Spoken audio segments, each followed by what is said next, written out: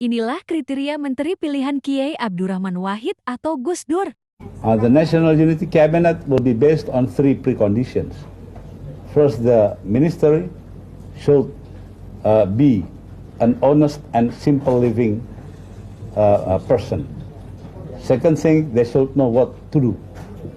Third thing is that they are accepted by the society at large.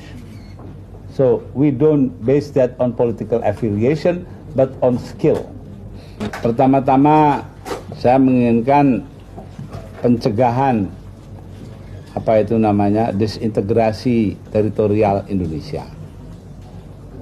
Jadi karena itu saya ingin mencoba merekatkan itu.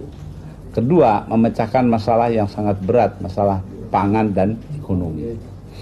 Ketiga, menyusun pemerintahan yang visible, yaitu yang memperhatikan keseimbangan pusat dan daerah secara benar.